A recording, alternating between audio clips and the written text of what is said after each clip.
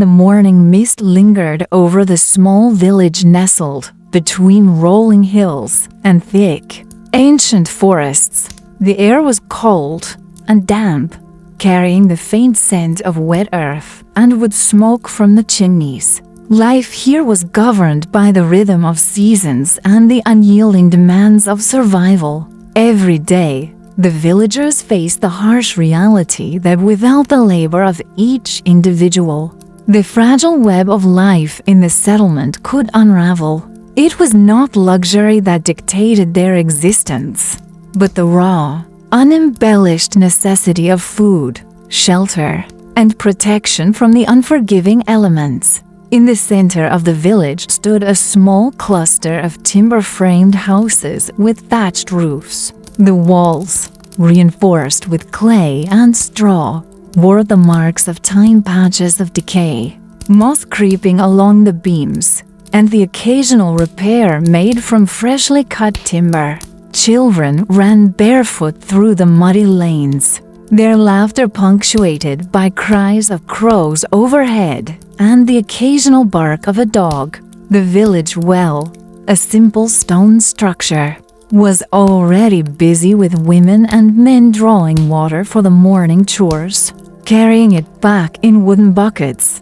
Life here moved with a relentless purpose. Each morning, before the sun had fully risen, the villagers would begin their labor. Men and women alike tended to fields that stretched like patchwork quilts beyond the village boundary, sowing and harvesting grains that were their lifeline. The work was grueling, their hands raw and calloused from the constant toil. There was no mechanized aid, no modern convenience, only human endurance, sharpened tools, and an intimate knowledge of the land. Without daily attention, even the smallest garden could fail, and with it, the delicate balance of sustenance. It was a simple understanding, yet profound. No one could survive a single day without contributing. The smith, hammering away at a glowing piece of iron, relied on the farmer's grain to keep him fed. The farmer relied on the smith's tools to till the fields and repair their homes. The healer, gathering herbs from the surrounding forest, depended on the meat and vegetables provided by the huntsmen and gardeners. Interdependence was not a philosophical notion, but a stark necessity, inscribed in every aspect of existence. As the villagers moved through their routines, the sounds of daily life created a symphony of survival. The rhythmic pounding of the blacksmith's hammer resonated through the morning fog, mingling with the clatter of wooden carts carrying freshly chopped firewood. Chickens clucked and pecked around the muddy yards. Pigs grunted as they snuffled through scraps, and the occasional bell rang from the small chapel at the edge of the village, marking the passage of hours. Every sound had its purpose, every action its consequence, and in this world, neglect was a dangerous luxury. Old traditions guided the villagers, often more rigorously than laws or rulers. Knowledge passed down through generations dictated when to plant, when to harvest, when to treat illness with boiled herbs and poultices, and when to prepare for the harsh winter months. The elders of the village, with faces lined like the ridges of the hills, were repositories of this knowledge. Children listened attentively, absorbing not only practical instructions, but stories that carried moral lessons about diligence, cooperation, and respect for the land. These stories were not mere entertainment. They were warnings and guidance encoded in narrative form, teaching the young that survival was contingent on skill, foresight, and communal effort. As the morning progressed, a group of villagers gathered near the edge of the forest, axes and sickles in hand.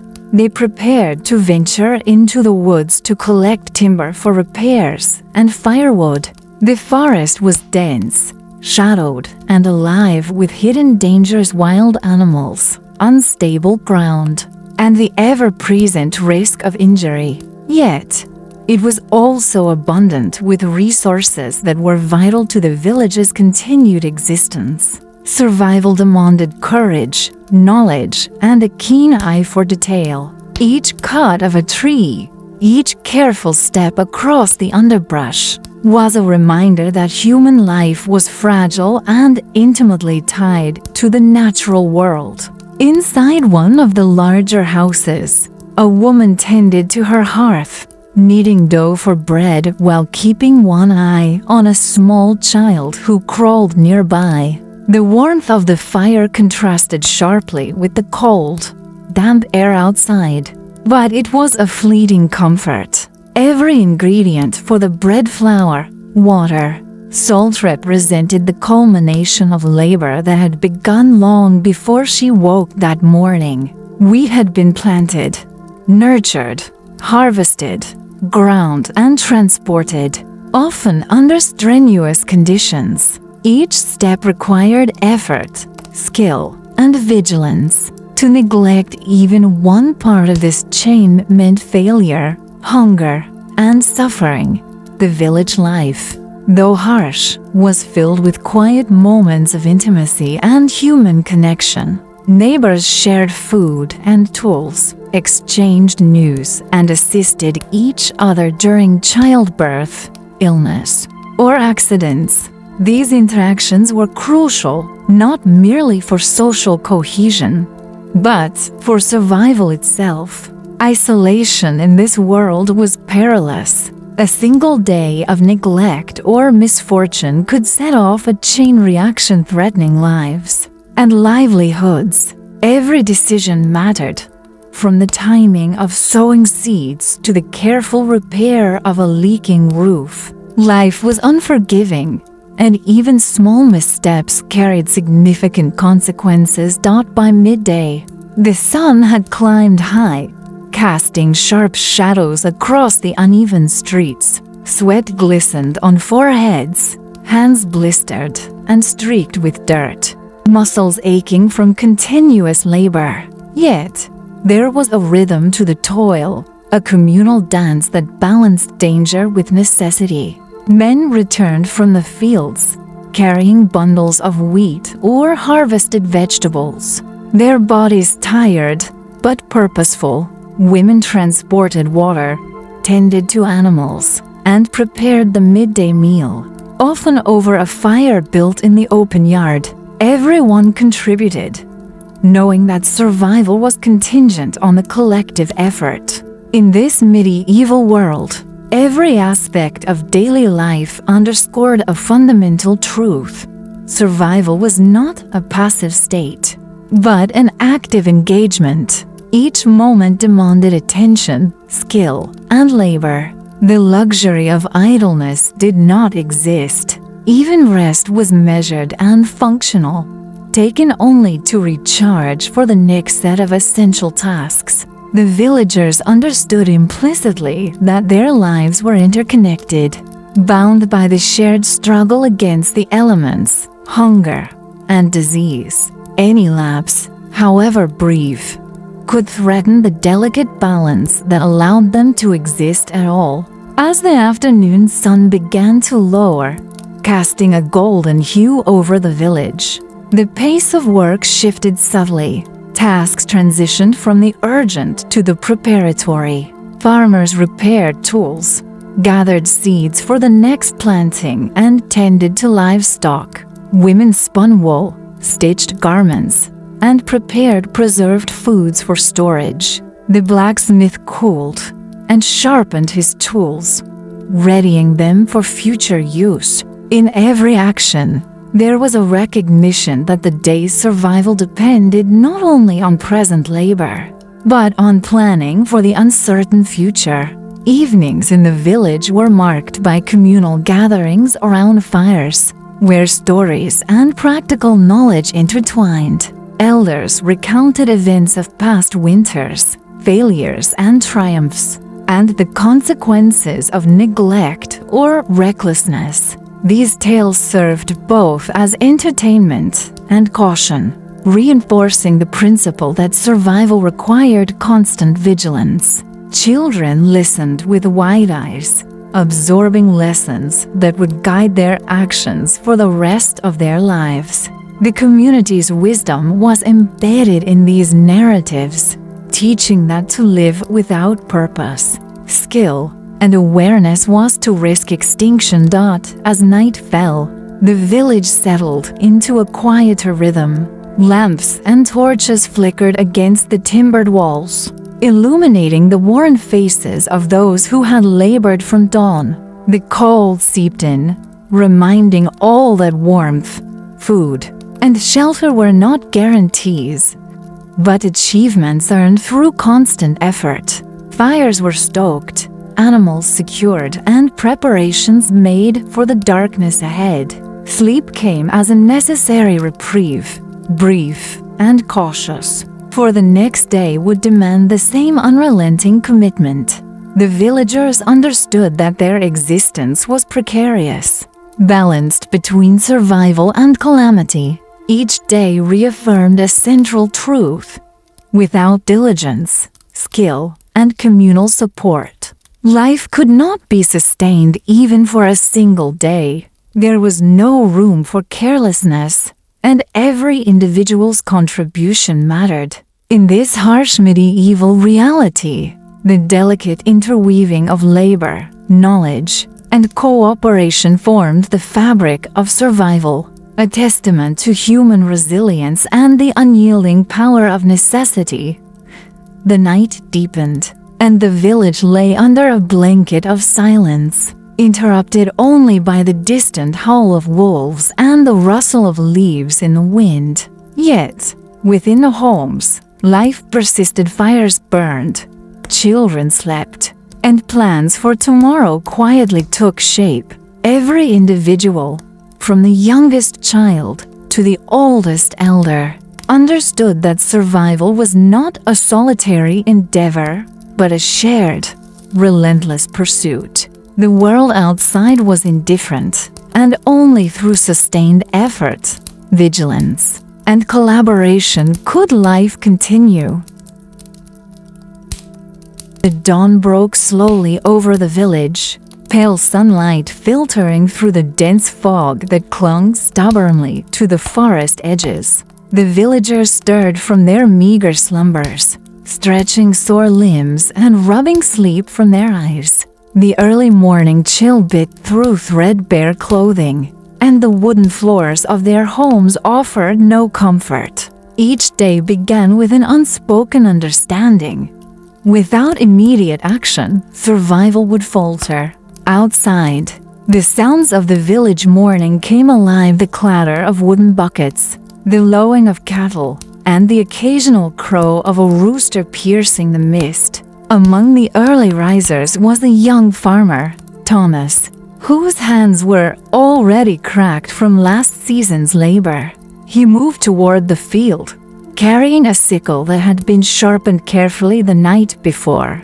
His brother, Edmund, followed closely behind, carrying a basket of seeds to sow in the damp, freshly turned soil. "Thomas," Edmund said, his voice low but urgent, "if we do not finish sowing this row before the sun climbs high, the frost will ruin half of it." Thomas nodded without speaking, his jaw tight. "I know. We've no choice but to work quickly. Every day counts." "Edmund, you know that." Their conversation was practical, stripped of sentiment. In this world, sentiment was a luxury, and words often bore the weight of necessity rather than emotion. As they bent to the soil, their hands moving with precise, practiced motions, the air was filled with the earthy scent of dirt and rain, and the quiet hum of survival. Each seed planted was a promise of sustenance for months to come. Yet, it was also a gamble against weather, disease, and misfortune. Meanwhile, near the edge of the village, the blacksmith, Matthias, had already lit his forge. Sparks flew as hammer met iron, the rhythmic pounding echoing across the morning air. A young apprentice watched, learning not only the craft, but the unspoken understanding of endurance that came with it. "Careful, Jonas," Matthias said sharply, eyes focused on the glowing metal. "One slip, and you ruin the blade. One slip, and you risk your hand. Remember, precision is survival." Jonas nodded, sweat beading on his brow despite the cold. "Yes, Master Matthias, I understand." The heat from the forge was intense, almost overwhelming, but essential. Tools must be ready for the field work and repairs that the day would demand. Every blade, every horseshoe, every simple iron hook was a lifeline, a tangible assurance that the villagers could face another day. Neglect here meant failure elsewhere. Broken tools could mean lost crops, delayed repairs, or even injury. Inside one of the larger homes, the women had begun their own preparations for the day. Marjorie, the village healer, moved through her small dwelling gathering dried herbs, boiling water, and prepared poultices. Her assistant, a young girl named Eleanor, helped by grinding roots and leaves, careful to measure each portion exactly.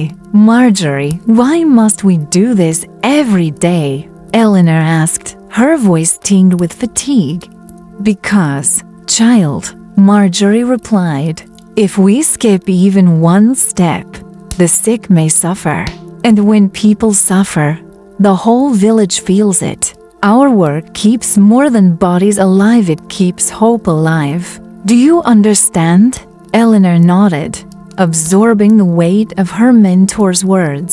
There was no romanticization here.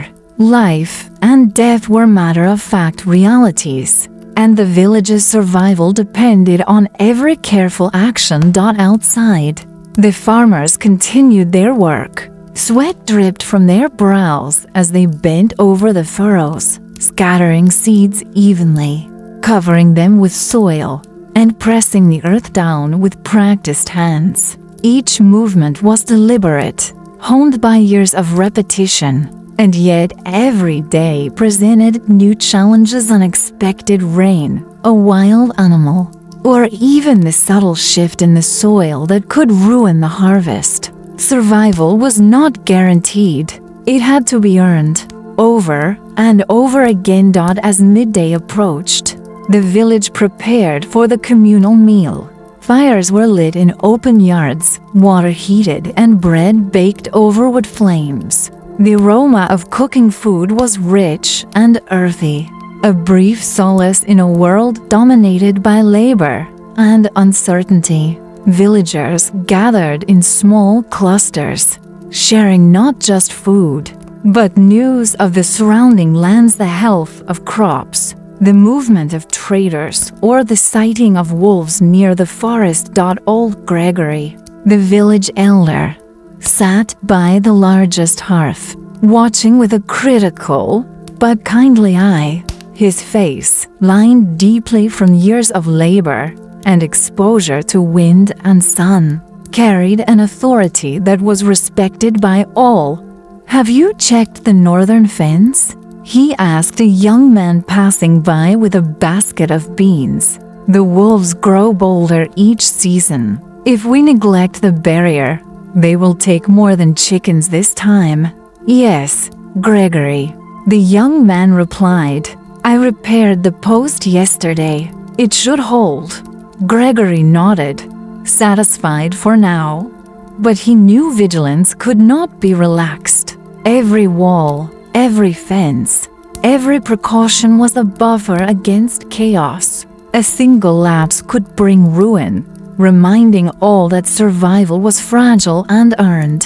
As the afternoon sun rose higher, the villagers resumed their labors, each group returning to their respective tasks. Thomas and Edmund worked in the fields, Matthias and Jonas in the forge. Marjorie and Eleanor in the healer's quarters, while others repaired roofs, tended to animals, or carried water. Every action reinforced the network of interdependence that was the village's lifeblood. No task was insignificant. Every contribution mattered. Even the children played with a purpose, gathering firewood, feeding small animals, or assisting elders in minor chores. Education here was not about theory, but action, learning the skills necessary to survive and thrive in a world that offered no second chances. Each child observed, imitated, and practiced, understanding that their future depended entirely on their ability to contribute meaningfully. As the day wore on, a storm began to gather on the horizon. Dark clouds rolled over the hills, and the wind picked up, rattling loose tiles and bending saplings. The villagers moved swiftly, securing tools, fastening thatch, and guiding livestock into sheltered areas. There was no panic, only focused, deliberate action. For experience had taught them that fear was wasted energy, while preparation could make the difference between mere survival and calamity. By evening, the storm arrived in earnest. Rain pelted the village with relentless force, and lightning illuminated the sky in blinding flashes. Yet, inside the homes, the villagers huddled close to the fire, sharing stories, meals, and the comfort of human presence. Survival was not solely about labor.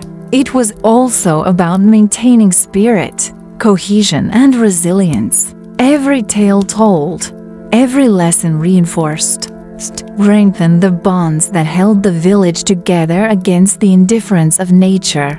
Night fell fully, and the storm subsided into a gentle drizzle. The village lay under a blanket of calm, the air thick with the scent of wet earth and smoke from the dying fires. One by one, villagers retired to their beds, knowing the cycle would begin anew with the next dawn. Survival demanded this unbroken rhythm of labor, vigilance, and cooperation, day after day, season after season. In this ancient reality, no one could endure a single day without contributing, and the weight of that truth shaped every breath, every decision, and every action.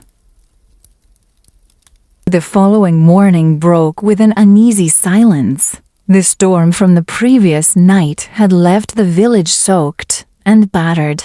Roofs leaked in places where thatch had loosened. Puddles had formed in the low streets, and the ground was churned into thick, slippery mud. Even in the small hours before dawn, the villagers could hear the soft groan of timbers settling under the weight of water and wind. It was a reminder that nature was indifferent to human effort, and every day demanded renewed diligence. Thomas and Edmund emerged from their house, boots squelching in the mud. Their faces were pale, teeth chattering, but there was no time for complaint. The crops in the lowlands had been partially flooded, and immediate action was required to salvage what remained. "Look at the south field," Thomas said, gesturing to the partially submerged furrows. "If we don't reinforce the ridges, the seeds will rot."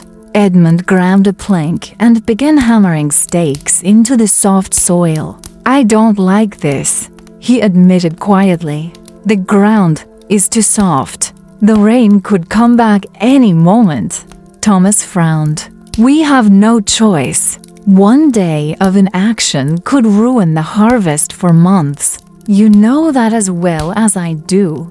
Across the village, Matthias worked furiously in the forge. The storm had damaged several tools, and farmers were already arriving to request repairs. A plowshare had cracked in the fields, an axe handle had splintered, and even the small sickles used for harvesting were dulled or bent. Each repair was urgent, for without functioning tools, the villagers' labor was wasted. Jonas, Matthias barked to his apprentice, "Pass me the iron wedges, fast. The plow cannot wait, and neither can the farmers." Jonas obeyed, moving quickly despite the heat from the forge and the chill still lingering from the morning mist. Sweat stung his eyes, but in this world, endurance was as essential as skill. There was no mercy for delay, no luxury for mistakes. One miscalculation could cost more than just a day's work. It could jeopardize the village's survival. Meanwhile, Marjorie, the healer, had been summoned to a nearby home. A young child had fallen ill during the storm, shivering violently and burning with fever. The mother, trembling, held the child tightly, her voice quivering as she explained the symptoms. Marjorie examined the child with practiced hands, checking pulse, breathing, and temperature. She mixed herbs into a thick paste, applied it carefully, and instructed the mother on how to keep the child warm and hydrated. "You must not let him wander in the rain," Marjorie said firmly, "and give this paste 3 times today. If you fail to follow these steps, the fever may worsen, and you'll know why." The mother nodded, her fear palpable, but tempered by the confidence Marjorie exuded. In this time, trust in knowledge and action was not optional, it was a lifeline. Outside, the weather remained unpredictable. Clouds rolled across the sky in erratic bursts, sunlight flickering in and out as gusts of wind shook the village. Some villagers ventured into the forest to collect firewood that had fallen during the storm, balancing on slippery ground and avoiding weakened branches. Others inspected roofs and walls, reinforcing what they could before the next downpour. The day's labor was relentless, and every task carried the weight of urgency. By midday, the village had gathered near the communal granary. The recent rain had threatened the stored grain, and there was a tense urgency in every movement. Thomas and Edmund worked alongside neighbors to divert water, prop up sacks, and ensure that none of the harvest already stored would spoil. The granary was the heart of the village's survival. If it failed, months of labor and food security would be lost. Old Gregory walked among them, eyes sharp and movements deliberate. He observed each action, offering advice where necessary, but never taking over. "Stack the bags higher on the east wall," he instructed. "The water runs from the west. We cannot let it seep underneath. Make sure each layer is tight. If you fail here, every mouth in the village suffers." The villagers complied with grim determination. Each motion lifting, stacking, adjusting was careful, methodical, and relentless. Mistakes were not tolerated lightly, for the consequences were immediate and unforgiving.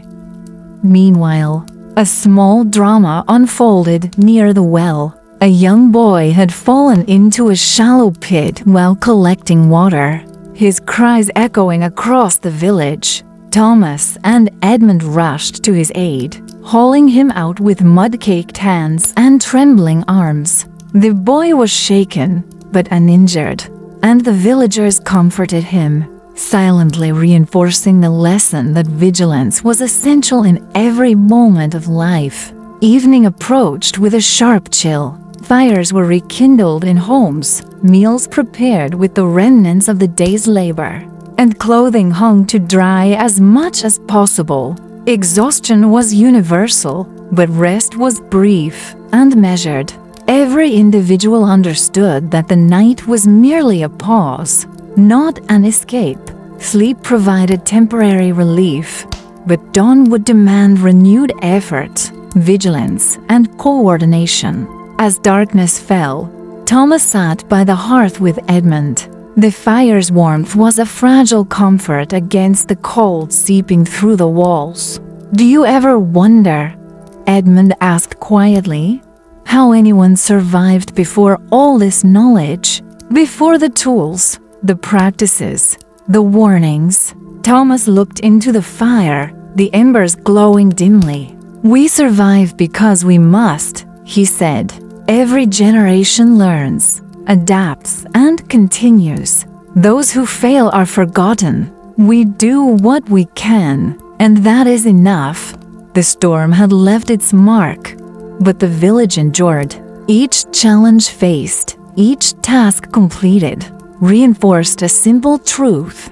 Survival was active, continuous, and communal. No one could exist in isolation. No one could take a day off. The very rhythm of life demanded participation, skill, and unbroken diligence.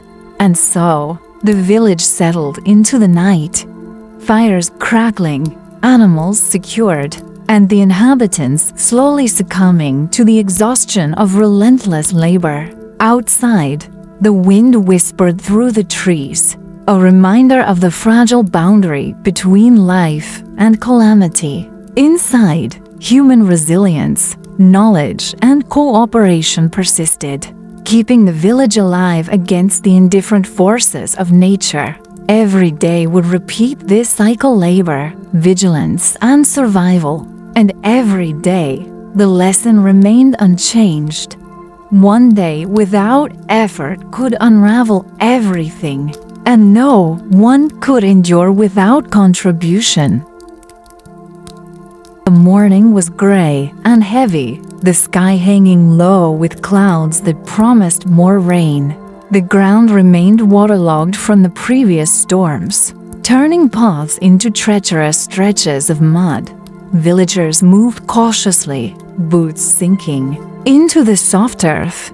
But there was no choice but to continue. Every day demanded labor, for delay meant risk of crop failure, disease, or exposure to the elements. Thomas and Edmund walked toward the northern fields, where frost had yet to completely recede.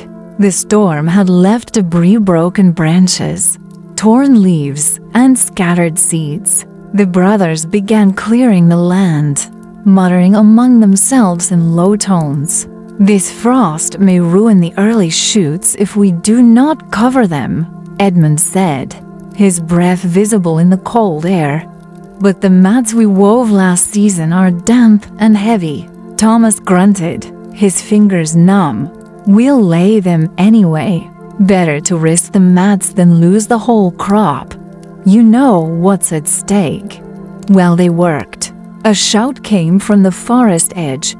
Villagers were signaling that a large branch had fallen near the main path, threatening to trap livestock and block access to the woods. Several men grabbed axes and ropes, moving carefully toward the obstruction. "Watch the roots," old Gregory called from a distance.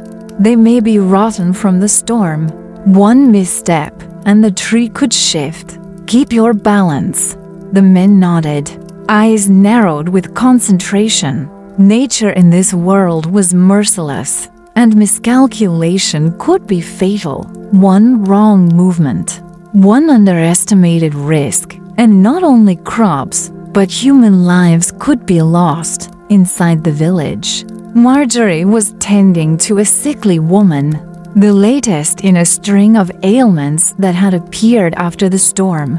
Wet clothing, exposure to cold, and contaminated water had already taken their toll. Marjorie moved with precision, her hands steady despite the fatigue etched across her face. "Take this infusion every 4 hours," she instructed, pressing a warm cloth to the woman's forehead. "And keep her dry at all costs. Any lapse now could be fatal." The woman's husband, tense and anxious, watched every movement. "Marjorie, how do you know it will work?" he asked, his voice nearly a whisper. Marjorie's eyes met his, unwavering. Because it has to. There is no other choice. Nature doesn't grant mercy, only action saves. Meanwhile, Matthias in the forge was struggling with a particularly stubborn plowshare. The iron had warped in the damp, and each hammer strike seemed only to resist his effort. Jonas, the apprentice, fidgeted nervously, aware that failure would delay the farmers who depended on it. Focus, Jonas, Matthias said sharply. Don't just swing, learn the metal. Feel it, work with it, or you'll never get the curve right. Survival is in the details. The rain began again, a steady drizzle that soaked through clothing and layered mud further over the already treacherous village paths. The relentless weather made every task harder, testing patience, skill, and stamina. By midday, the brothers Thomas and Edmund had managed to reinforce the northern fields, but not without difficulty. The mats they laid had absorbed water, becoming heavy and almost impossible to secure. Blisters formed on their hands, and fatigue weighed heavily, but they pressed on. This is endless, Edmund said finally, breathing hard.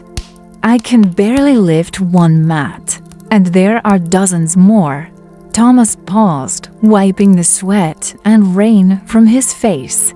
Endless, yes, but necessary. Every mat here may mean the difference between a full harvest and starving through winter. You can rest after the sun falls, but now, we work. You know the stakes. The afternoon brought another challenge. A small child had wandered too close to the riverbank, the swollen waters from the storm moving faster than usual. Villagers shouted warnings, and Thomas sprinted across the muddy field, reaching the child just in time to pull him back. The boy clutched Thomas's neck, crying, and Thomas felt the sharp reminder that every day, danger lurked not just in storms and crops, but in simple, ordinary moments. Evening descended with an uneasy quiet.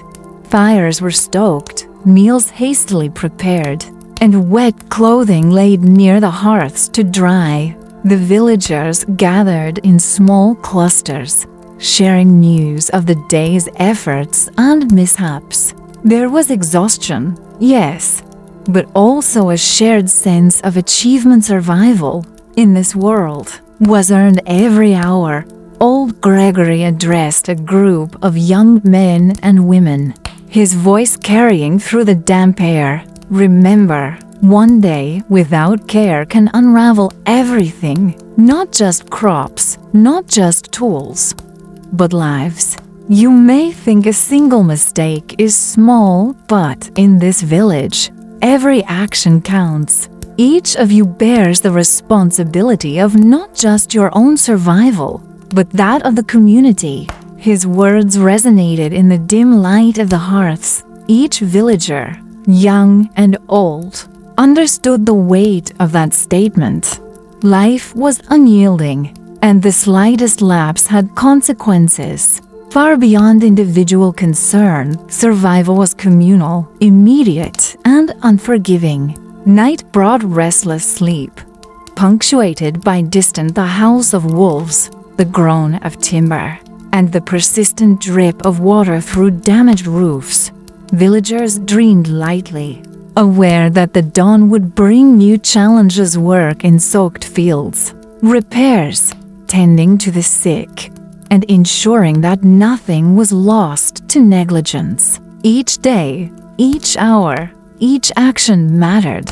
There was no pause, no permanent safety, no reprieve from the necessity of diligence. As the village lay in shadow, the lesson of the day was clear. Survival demanded vigilance, skill, and unbroken attention. No one could endure a single day without contributing, and even the smallest neglect could ripple through the community with devastating effect. In this ancient world, life was fragile, hard-won, and relentlessly dependent on human effort. The night had barely faded when an ominous fog rolled in from the east, thick and damp, clinging to the village like a living thing. Visibility was nearly zero, and the wet, slippery paths had hardened into treacherous traps. Villagers emerged reluctantly from their homes, aware that their labor could not wait for safer conditions. Without immediate action, months of painstaking work could be destroyed. Thomas and Edmund moved cautiously toward the southern fields. Overnight, the heavy rain had flooded portions of their harvest, and low-lying areas were submerged under icy water. The brothers knew they had to act quickly to save as much as possible. "Thomas, look at this," Edmund said, pointing to a section of wheat nearly underwater. "If we don't reinforce the ridges now, it's gone, all of it." Thomas's hands were already blistered, and the mud soaked through his boots. But he didn't hesitate. "We've faced worse. Edmund, remember last winter's frost? We survived then. We can survive this, but only if we act." Across the village, Matthias struggled with the forge. The storm had brought debris and mud into the workshop, and his tools were slick and difficult to handle.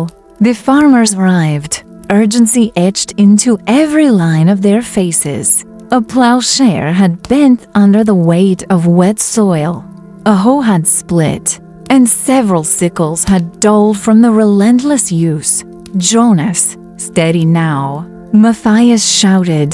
"This iron is temperamental, and the farmers cannot wait. One slip, and you'll ruin everything. Focus, or we lose more than tools today." Jonas's hands trembled, both from exhaustion and anxiety. Each hammer strike carried the weight of lives dependent on their work. In this world, tools were not just instruments, they were lifelines. Mistakes could mean ruined crops, delayed harvests, and hunger. Meanwhile, Marjorie rushed toward the home of a woman whose newborn was shivering violently. Wet clothing from the storm had soaked the child, and the small hearth inside the home offered minimal warmth. Marjorie wrapped the baby in dry cloths, applied gentle friction, and administered a carefully measured herbal infusion. "Keep the infant close to your body," Marjorie instructed the mother, "and do not let the wetness return. A single lapse could kill him." The mother, tears streaking her face, nodded, her hands shaking. I will do everything," she whispered. "Please, Marjorie, save him." Marjorie's expression softened, but her voice remained firm. "I cannot guarantee life, but we fight with every means we have. That is all survival allows. Action in the northern fields." Thomas and Edmund worked in near darkness as the fog thickened. Every step was perilous. The waterlogged soil threatened to collapse underfoot, and the risk of falling into deeper channels was high. Thomas paused to assess the damage. "If we cannot redirect the water, the entire section is lost," he muttered. "We need to dig channels to guide it away. Fast." Edmund's muscles ached, but he moved with grim determination. "Then we dig. There is no other choice. If we hesitate, everything we've sown, everything we've worked for, is gone." The villagers had learned long ago that hesitation could be fatal. Every task, every decision, carried weight far beyond individual concern.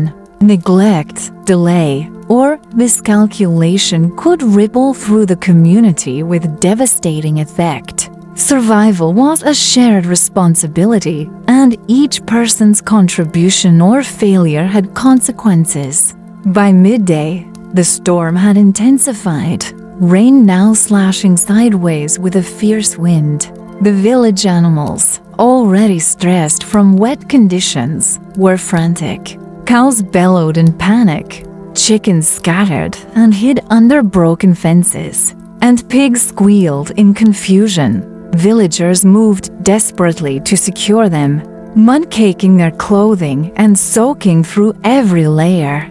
Thomas grabbed a rope and tied a cow to a sturdy post, speaking to it in low, calming tones. "Steady, girl, steady. We'll get through this, but you must cooperate."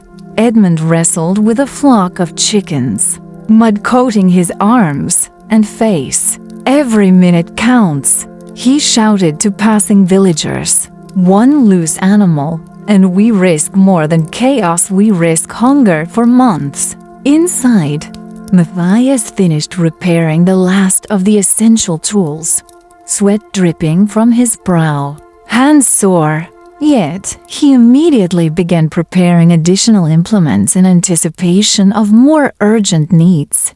Jonas, pale and exhausted, continued assisting, learning firsthand the unforgiving pace of life in a world without modern convenience. Marjorie moved from home to home, checking children, the elderly, and the sick. Her movements were swift, precise, and mercilessly efficient. Fatigue weighed heavily on her, but each stop reminded her of the stakes. The smallest delay could result in death. Each herb, each poultice, each action was a literal struggle against mortality.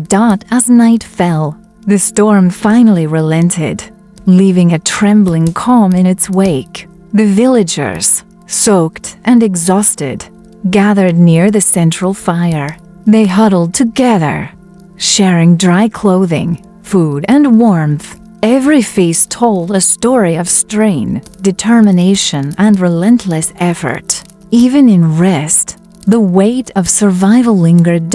Old Gregory addressed the group, his voice steady but grave. "Today has reminded us of what we all already know. We live not in comfort, but in constant engagement with danger. Every action you take, every shovel of earth, every repair, every care given to another determines whether we live or perish. Complacency has no place here. One day without effort is too much. Never forget it."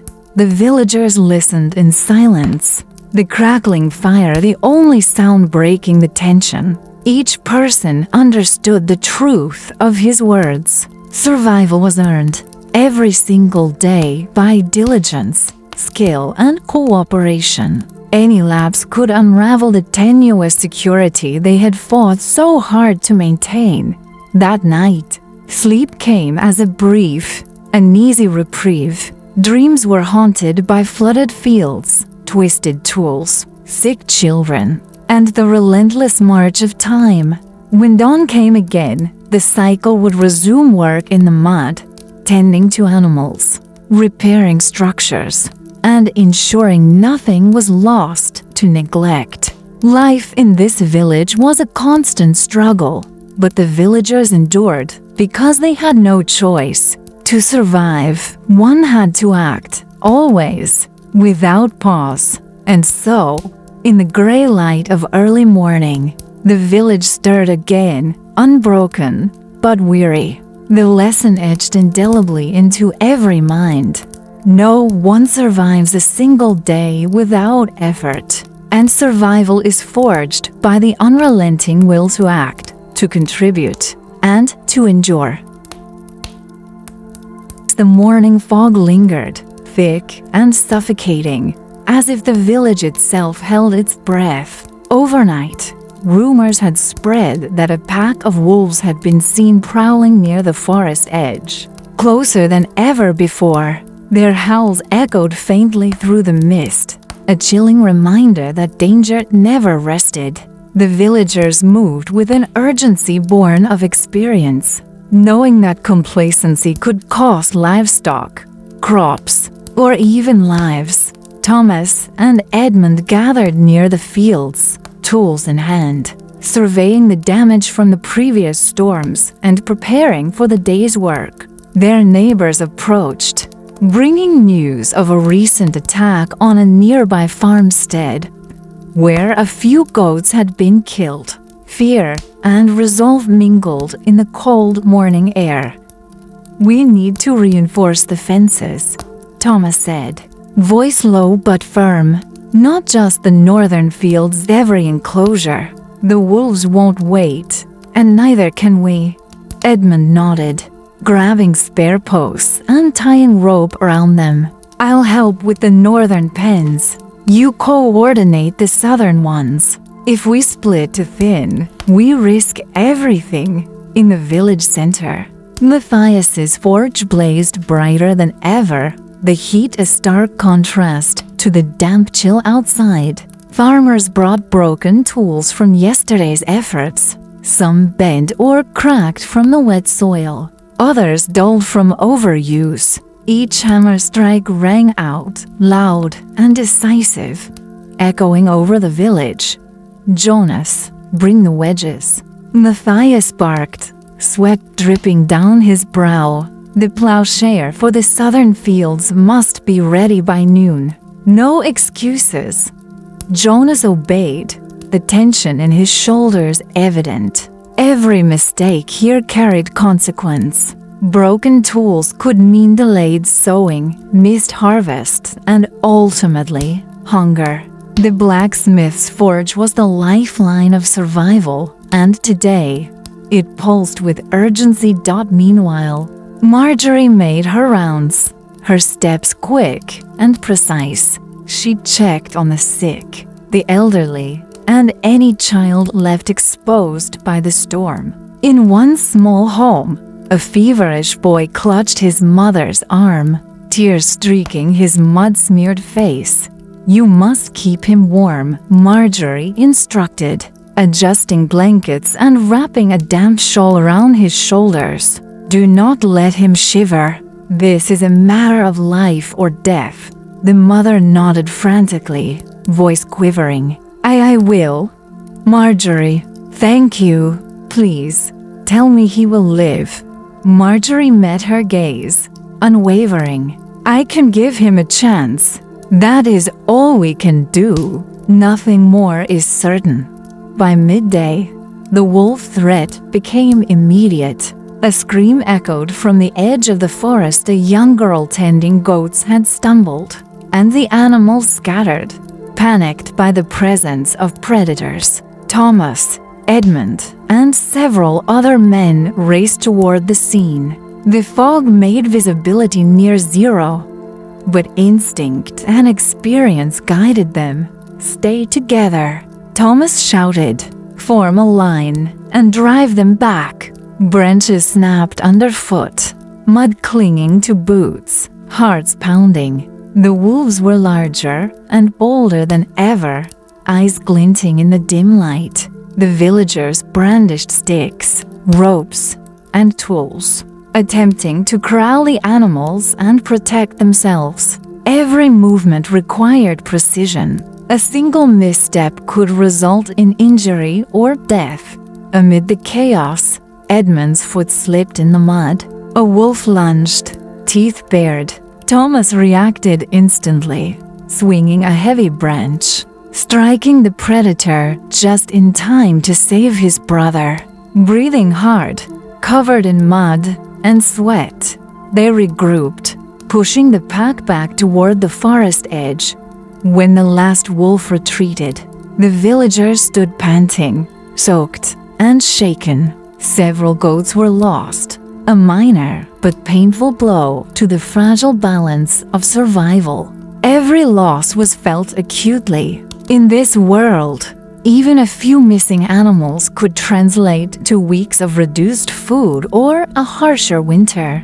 Back in the village, old Gregory gathered the adults and adolescents near the central fire. His voice carried authority and urgency. "Today has shown us what we already know. Survival is never guaranteed. One lapse, one misjudgment, and we risk more than property, we risk lives. Guard the livestock, maintain the fences, check the traps. Every action matters. Remember, no day is free from responsibility. The villagers nodded, their faces grim but resolute. They understood the stakes. This was life, stripped of comfort or leniency. Hunger, injury, and death were constant companions, and only diligence and cooperation ensured continued existence. As evening descended, the fog finally lifted slightly, revealing a village exhausted but intact. Fires burned in every home, meals were shared in silence, and children clung to tired parents. Every individual reflected on the day, the perils faced, and the labor endured. Sleep would be brief, for the morrow would demand the same relentless vigilance. Thomas and Edmund repaired the fences again, working silently in the last light. "I can't imagine a life without this constant fear," Edmund said, voice low. Thomas shook his head, grim but steady. "You don't have a choice. Fear keeps us alive, Edmund. Every day, we fight not for glory, but simply to survive inside." Matthias and Jonas cleaned and stored tools, ensuring they would be ready for another round of urgent repairs. Marjorie administered final checks to the sick and weak, offering words of instruction and caution. Each action, no matter how small, was critical.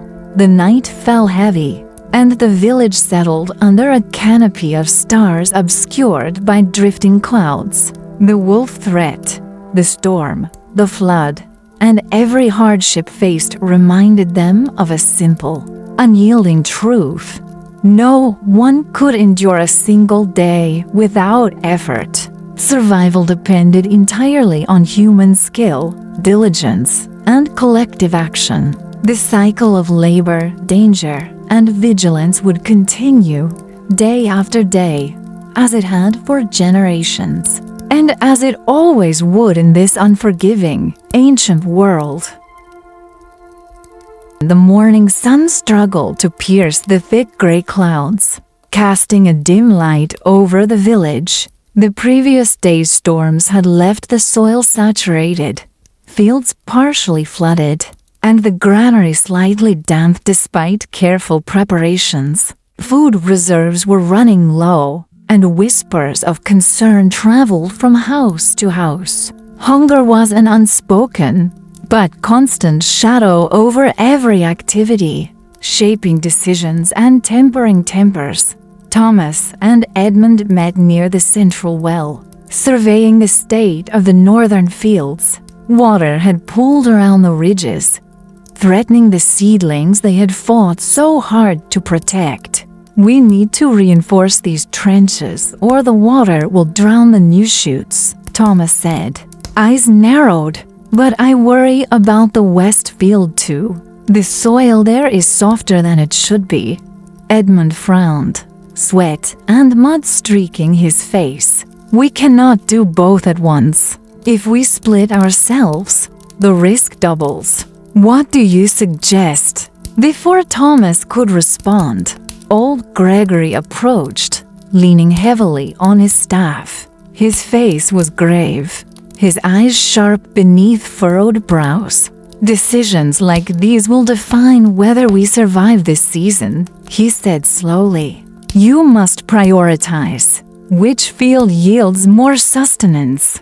Which risk threatens the greatest loss?" The brothers exchanged a look. Survival here was never straightforward.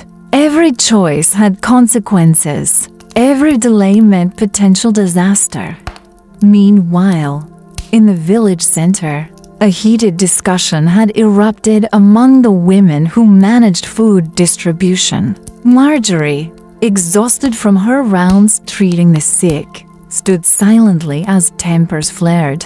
"How can we ration this fairly?" one woman demanded. clutching a small basket of grain. "We need enough for our children, or they will starve," another replied sharply. "And what of the sick? Do we feed them last, as if their lives matter less? Do you wish to let them die so your children have crumbs?" Marjorie finally spoke, her voice calm but firm. "Both arguments hold truth, but listen carefully. We cannot save everyone if we make choices blindly. We must consider need, risk, and contribution to survival. Every grain, every ration is life itself. Waste or misjudgment will cost more than a quarrel." The women quieted, though tension lingered like a thick fog. Scarcity forced decisions that were never simple, and morality had to bend to necessity. Every choice weighed heavily on the soul. No one could escape that burden. Outside, the wolf threat from earlier still lingered in villagers' minds. Traps set along the forest edge had caught nothing so far, and some livestock remained vulnerable.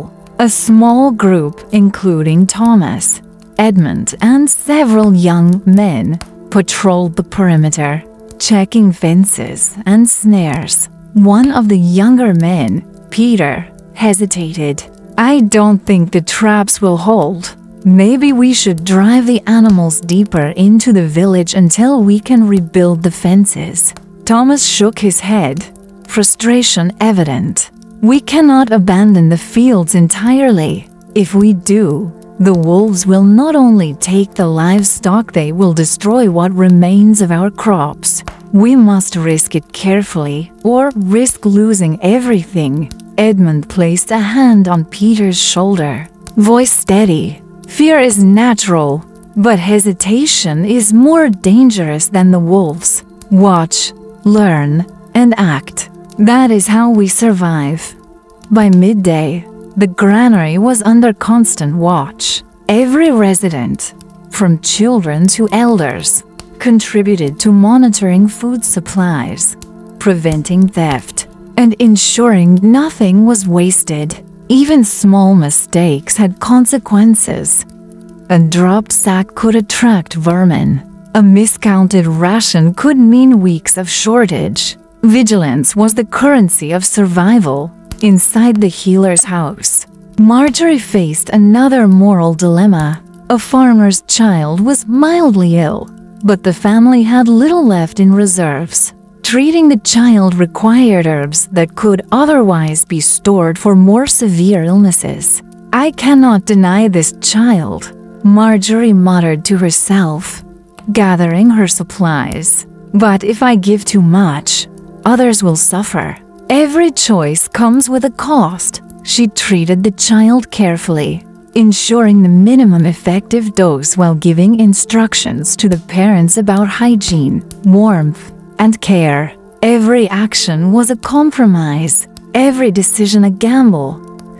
Meanwhile, Thomas and Edmund completed the urgent repairs in the northern fields, their muscles screaming, their hands raw. The sun dipped low, shadows stretching across the mud-caked landscape. Exhaustion weighed heavily, but there was no time for rest. Every day demanded labor. Every action dictated survival. As evening fell, the villagers gathered once again around the communal fire. Some faces were drawn tight with worry, others edged with fatigue, but all reflected a shared understanding. Life in this village was fragile, and each individual's actions shaped the fate of the community. Old Gregory addressed the assembly, his voice carrying weight. "We face scarcity, disease, predators, and the elements themselves. Yet we endure. Survival is not given, it is taken through vigilance, skill, and courage. Every choice has consequence. Every day requires effort. Remember this. One day without contribution can unravel the work of months, even years. You are all responsible not just for yourselves, but for everyone here." The villagers nodded solemnly. The lesson was clear. Life in this ancient, unforgiving world was relentless. Each day demanded choices that were never easy, sacrifices that were never painless, and effort that was never optional. Complacency could destroy not only one's own life, but the fragile network of survival that bound them all together. The night descended quietly, though uneasily. Fires burned low, shadows danced along timbered walls, and the fog rolled back in, whispering through the village. Sleep would be fleeting and light, for dawn would bring more challenges.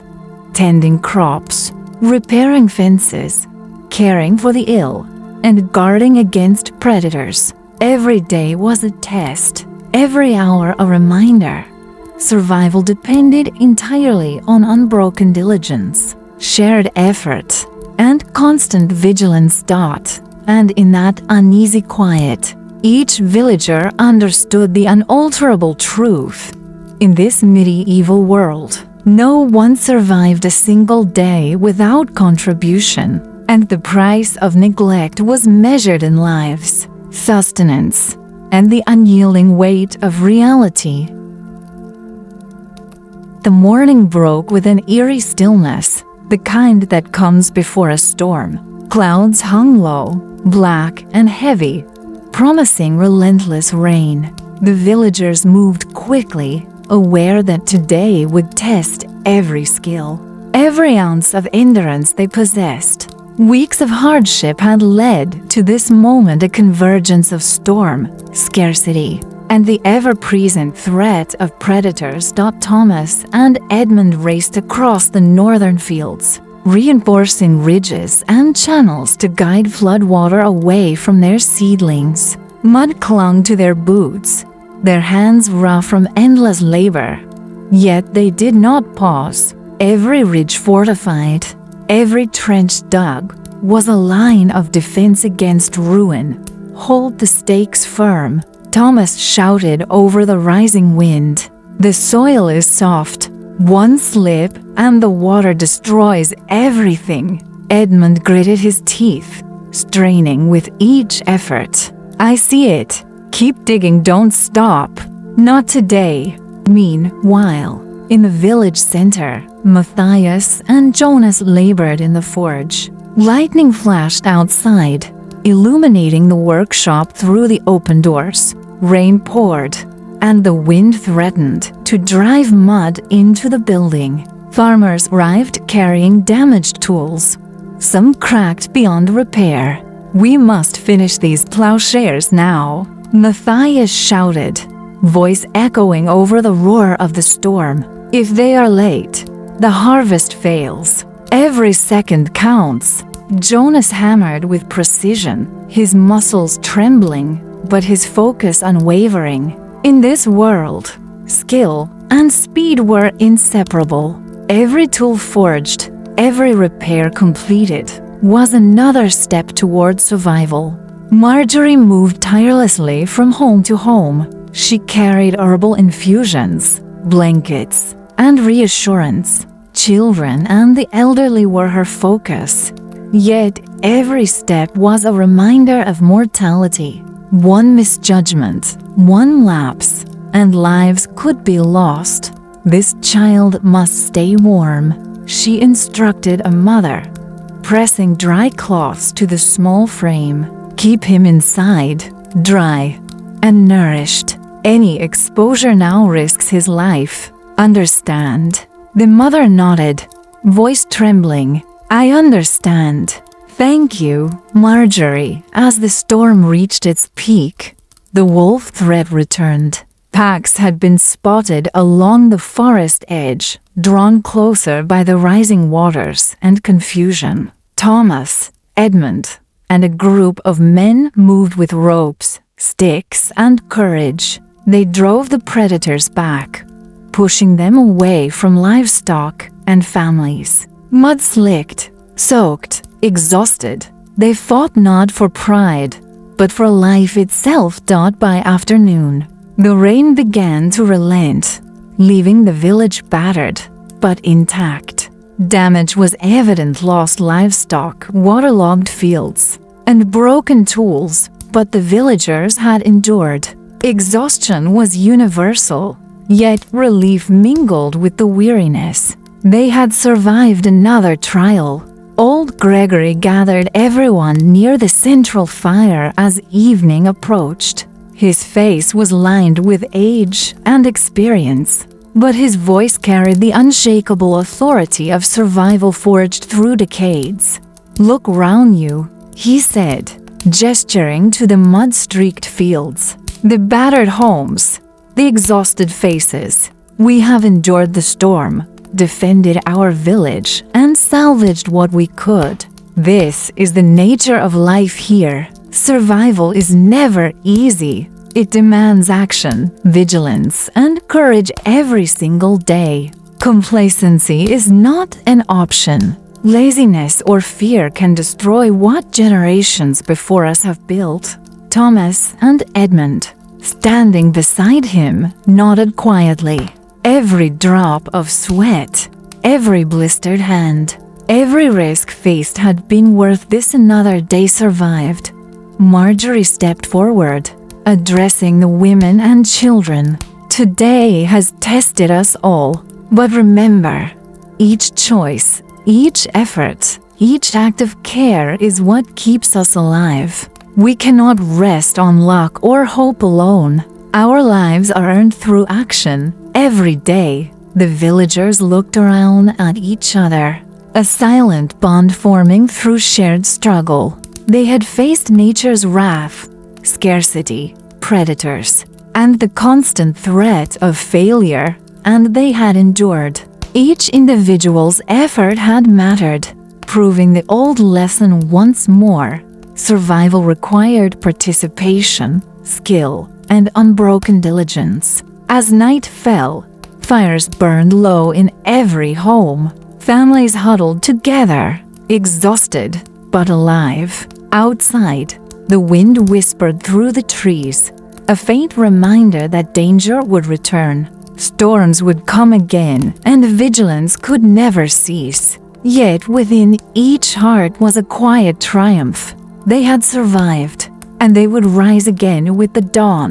The village slept lightly, knowing tomorrow would demand the same relentless care, labor, and courage. And so, in the gray light of early morning, life in this medieval world continued fragile, demanding, and unyielding.